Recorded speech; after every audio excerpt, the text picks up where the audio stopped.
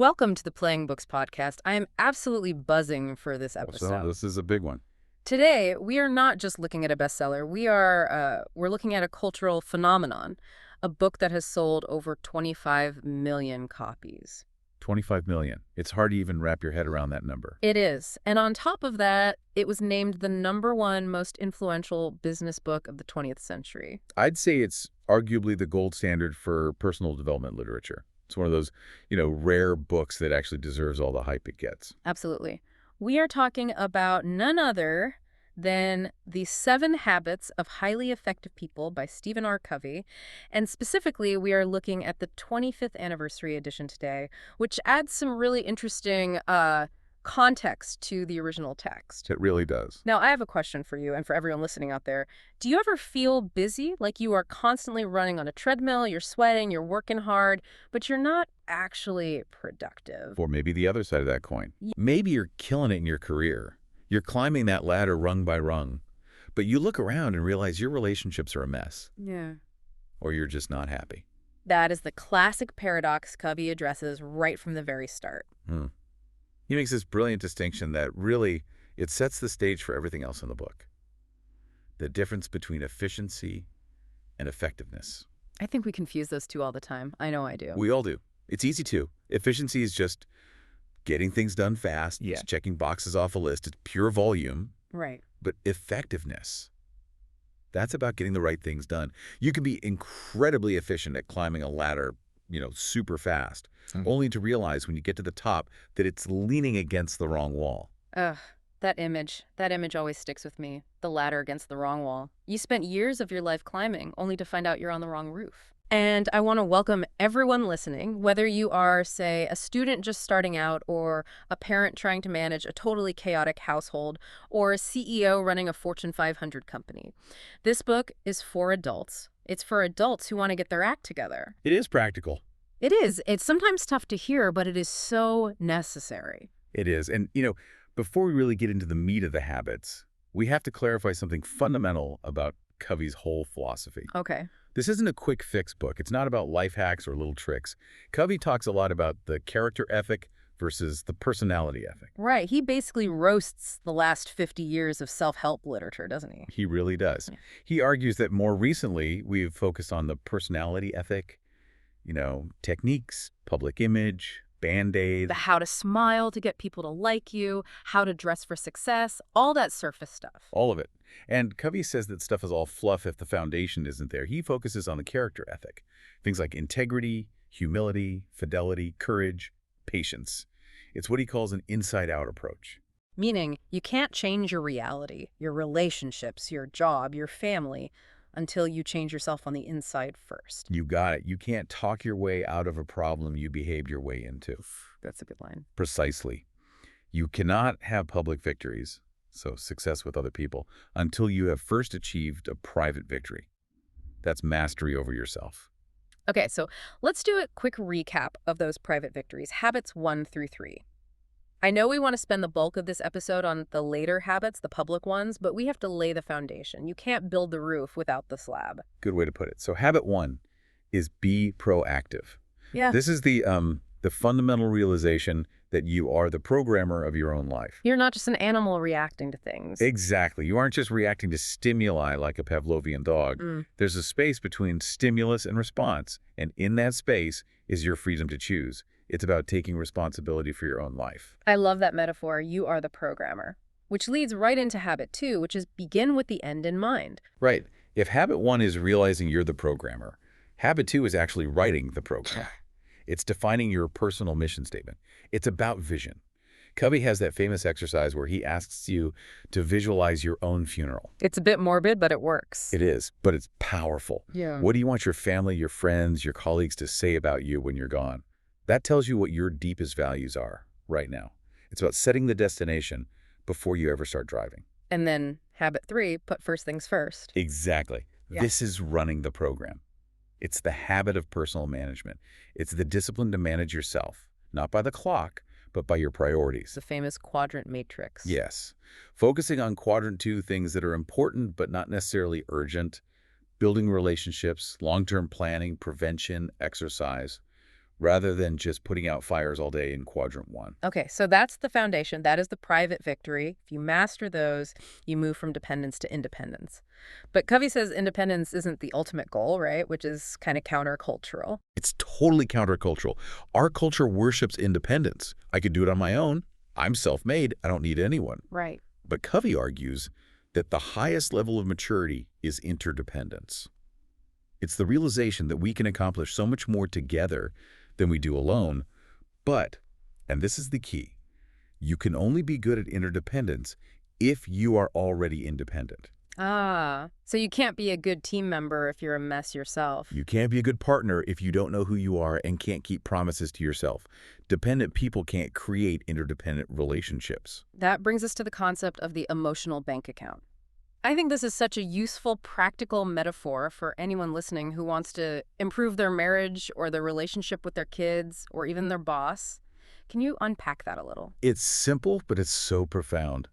Every single relationship you have is like a bank account. You make deposits and you make withdrawals. You make deposits by, keeping promises, being kind, clarifying expectations, showing integrity, apologizing sincerely. And you make withdrawals by breaking promises, being unkind, being arrogant, making assumptions. And just like a real bank account, if you go into the negative, you are in big trouble. The trust is gone. Exactly. If your account is overdrawn, communication becomes a nightmare. You're walking on eggshells. Every single word you say is misinterpreted through a filter of suspicion. I've definitely been there. We all have. But if you have a high balance, you have trust. Communication is easy, it's instant, it's effective. You can make mistakes, you could say the wrong thing, and people forgive you because you have money in the bank. They know your intent is good. That is the perfect setup for the public victory habits. It all starts with habit 4. Think win-win. Yes. Habit 4 is the habit of interpersonal leadership. And I want to be really clear here for everyone listening. Win-win is not a technique. It's not a trick you use in a negotiation to manipulate someone. It's a mindset. It is a total philosophy of human interaction. It's a frame of mind and heart that constantly seeks mutual benefit in all human interactions. Covey outlines 6 paradigms of interaction. And honestly, when I first read this in The 7 Habits of Highly Effective People, I had this sinking feeling as I realized how often I fall into the wrong ones. The most common one is obviously win-lose. Win-lose is the authoritarian approach. I get my way, you don't get yours. And it's so deeply scripted in us from a very, very young age. How so? Well, think about it. School is often graded on a curve. That's win-lose. For me to get the A, someone else has to get a lower grade. Sports are, by definition, win-lose. The legal system. The legal system is adversarial, absolutely win-lose. Covey calls it the race to Bermuda analogy. If we are both in a boat race to Bermuda, for me to win, you have to lose. There's no other way. And it creates this competitive dog-eat-dog mentality. I can only succeed if you fail, which works in a race, but not in a marriage or a business partnership. Absolutely not. But then there's the opposite, which I think a lot of, nice people fall into. Yeah. Lose-win. The doormat. The doormat. It's worse, in my opinion, for your long-term health. This is saying, go ahead, have your way, step all over me, I'm a peacemaker, I'll just take the hit. People think this is being virtuous or kind. They do, but it's actually permissive, and it leads to buried resentment. You can only say yes and swallow your feelings for so long, and eventually that resentment comes out. It explodes. It's just not sustainable. You lose respect for yourself, and others lose respect for you. Okay, then you have the really toxic one, lose-lose. That's when two stubborn, ego-invested, win-lose people get together. The mentality becomes, if I'm going down, you're going down with me. You see this in those vindictive divorces, right? Where people would rather destroy their own finances with legal fees just to hurt their ex-spouse more. That's the perfect example. Or in corporate wars, where two departments sabotage each other and the whole company sinks as a result. It's the philosophy of war. And there's just plain win, where you don't even think about the other person. You just want your result, and you don't care if they win or lose. It's a selfish, but not necessarily malicious viewpoint. But the gold standard here, the habit, is win-win. Or, as Covey brilliantly adds, win-win or no deal. That no deal part is so liberating. Isn't it? Win-win means we sit down and we look for a solution where we both feel good about it. We both benefit. But if we can't find that third alternative, we agree to disagree agreeably. No deal. We walk away friends. We walk away friends. We don't hire each other. We don't sign the contract. We don't start the joint venture. Because if we force a deal where one of us feels like we lost, eventually the relationship will fail and we'll both lose in the long run. No deal gives you the freedom, to be totally honest. There's a great story in the book about this. Covey talks about a president of a retail store chain. This guy told Covey, look, this win-win stuff sounds nice and idealistic, but it's not the real world. The business world is dog eat dog. Right. A very common objection. And Covey pushed back on him. He asked, okay, so you want to do win-lose with your customers? No, of course not. The guy says, no, I'd lose all my customers. Then Covey asks, okay, what about lose-win? Just give the store away. And the guy says, no, we'd go out of business. So obviously with customers, it has to be win-win. They get a good product, you get a fair profit. But then the retailer brought up his suppliers. He said, we tried win-win with the mall owners on our lease. We were open, we were reasonable, and they took us to the cleaners. He felt cheated. And this is the critical analysis. This is where the learning is. Covey pointed out that the retailer didn't actually practice win-win. He practiced lose-win. He was nice. He was soft. Was courageous. Exactly. To be truly win-win requires two character traits in balance: courage and consideration. You need the consideration for the other person's feelings and their needs, but you also need the courage to state and fight for your own needs. The retailer had high consideration, but zero courage. He just rolled over. I think that's a huge misconception people have. They hear win-win, and they think it means being soft or compromising.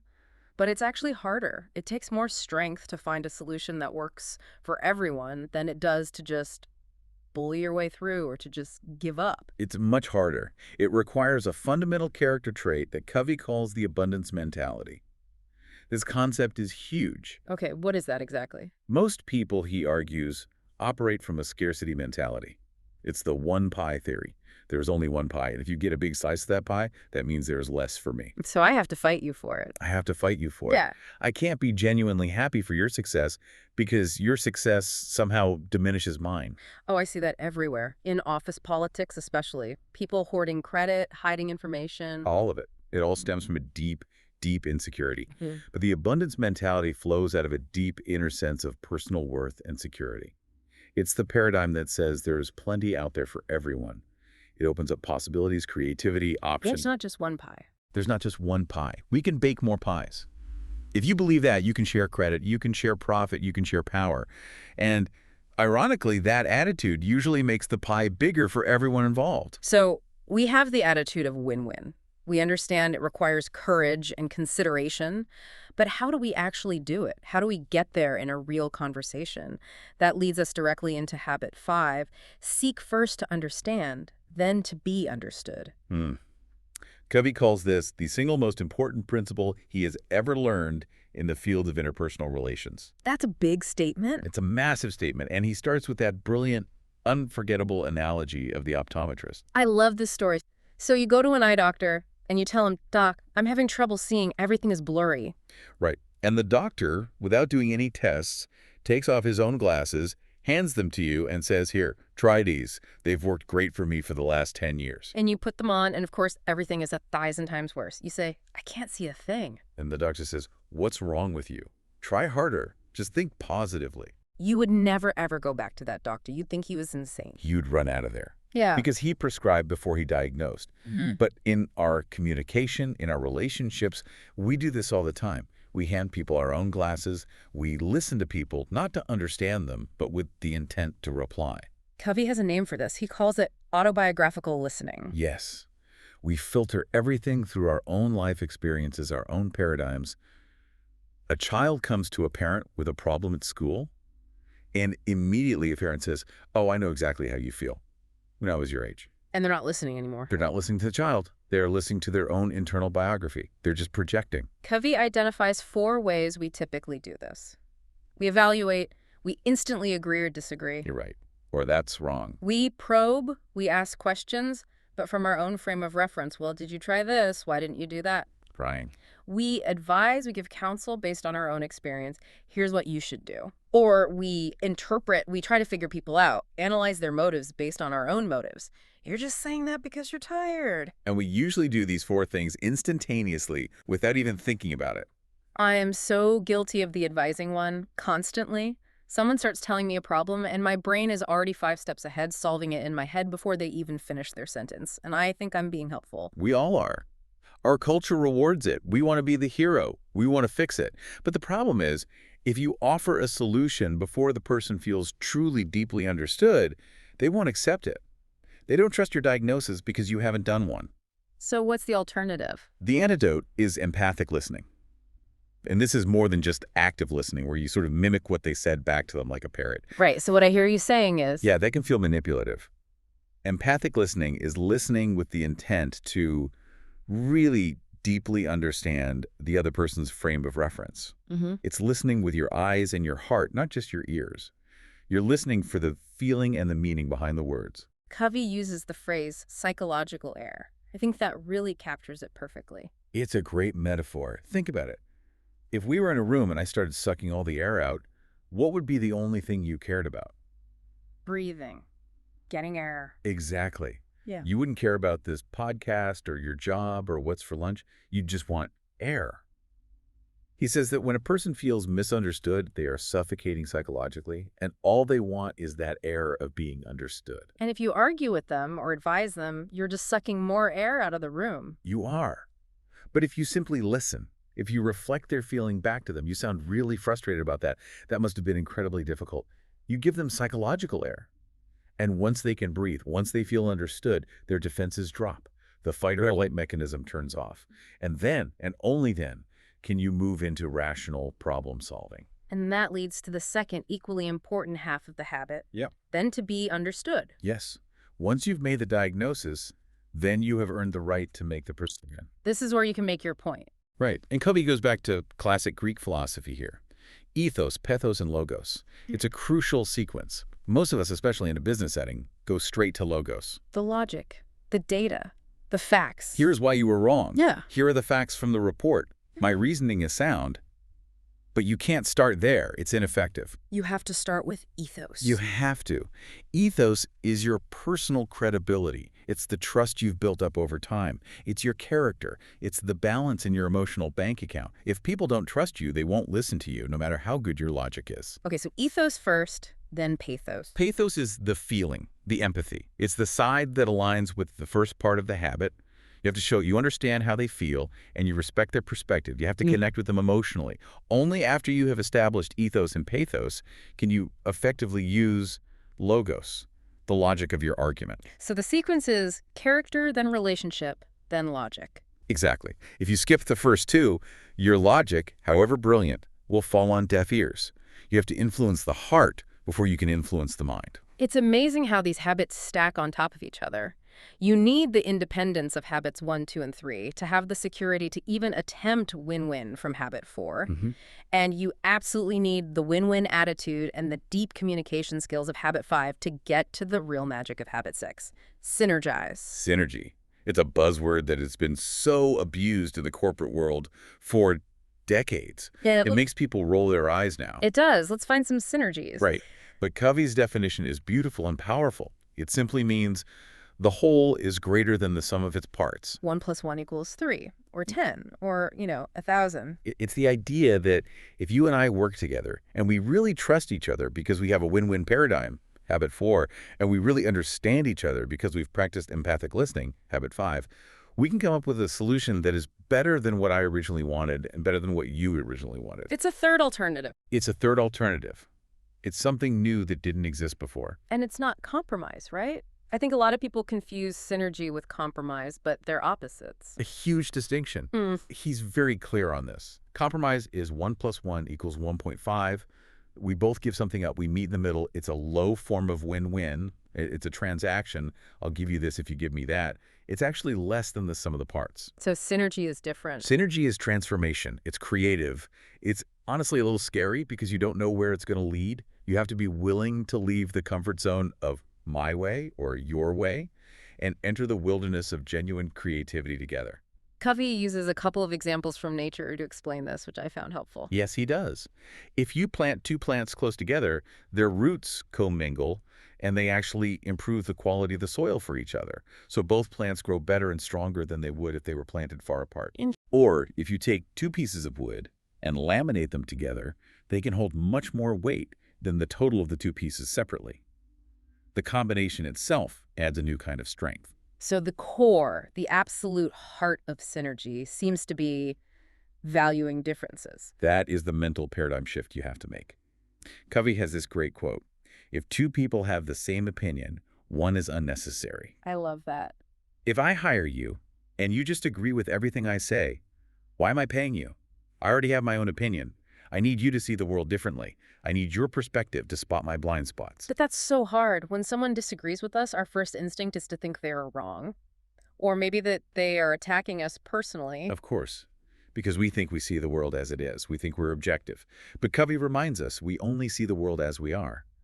We are all limited by our own perception, our own map. A synergistic person sees that difference not as a threat, but as an opportunity. Exactly. They say, good. You see it differently from me. Help me see what you see. They view conflict not as a battle to be won, but as an opportunity for discovery and growth. So how do you actually apply this? Let's make it practical. Say in a business meeting or a tense family dispute. You have to change the energy in the room. You move from me versus you to us versus the problem. You literally put the problem on a table or whiteboard, separate from the people. Okay. Say, okay, look, I have these needs, these concerns. You have those needs and concerns. We see it differently. Let's agree that we are not going to rest on compromise. We're going to stay here and communicate using the skills from Habit 5 until we find a solution that satisfies both of our needs completely and is better than what either of us started with. That requires a tremendous amount of inner security. You have to be okay with being vulnerable, with admitting you don't have all the answers. Which is precisely why you can't skip Habits 1, 2, and 3. If your self-worth comes from being right all the time or from winning the argument, you can't synergize. You'll just defend your position to the death. You have to be proactive, know your own values, and be secure within yourself to be truly open with other people. So we've gone from dependence to independence with the private victories, and now through interdependence with the public victories. We are winning with ourselves and with others, but you can't keep this up forever unless you maintain the machine. You can't. And that is the final habit, Habit 7. Sharpen the saw. This is the habit of renewal. Yes. Covey tells that unforgettable story of a man he sees in the woods sawing down a tree.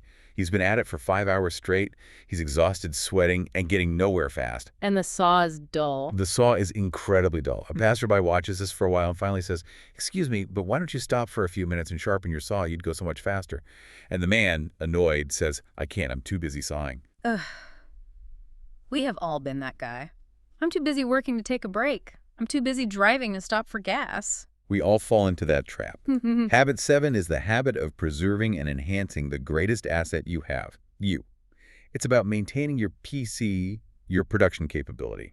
If you don't take time to sharpen the saw, eventually the blade gets so dull that the work gets harder and harder until you finally break. Covey breaks this down into 4 key dimensions of our life that we need to renew to keep in balance. Yes, 4 areas that need regular attention. And let's walk through them because this is the really practical how-to of staying effective long-term. First up is the physical dimension. This one is pretty straightforward, but it's the one we often neglect when we get busy. It's exercise, nutrition, stress management, getting enough sleep. It's taking care of your physical body so you have the energy and resilience to do all the other habits. He says this builds the discipline of habit 1. It does. If you're physically wrecked, if you're exhausted and running on caffeine, you're going to be reactive, not proactive. You just don't have the capacity. Okay, then there's the spiritual dimension. And this doesn't necessarily mean religion, though for many people it does. It's about connecting to your core, your center, your value system. It could be value clarification through journaling, study, meditation, spending time in nature, listening to great music. It's about finding that inner peace. Yes. It's reconnecting with your purpose. This directly reinforces habit 2, knowing your end in mind and what's truly important to you. The third dimension is mental. This is so crucial in our modern world. Most of us stop formally learning when we leave school.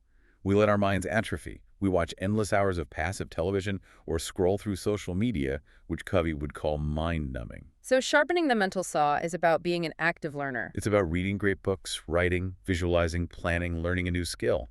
It's avoiding the dumbing down of our intellect. This clearly reinforces habit 3, the habit of management and planning. You need a sharp, clear mind to prioritize effectively. And finally, the social emotional dimension. Now, this one is interesting because he says you don't necessarily need to take separate time out to do it alone like you would for exercise or meditation. You do it with people. You do it in your daily interactions with other people. It's where you practice service, empathy, synergy. It's where you make those consistent deposits into the emotional bank account. It directly reinforces habits 4, 5, and 6. It's about ensuring your emotional security comes from your own integrity, but is expressed through deep, meaningful service and contribution to others. Covey challenges us to what he calls a daily private victory. He does. He suggests spending 1 hour a day on these 4 dimensions. Just 1 hour. Which, to the man sawing the tree, seems like an impossible amount of time. I'm too busy. I'm too busy.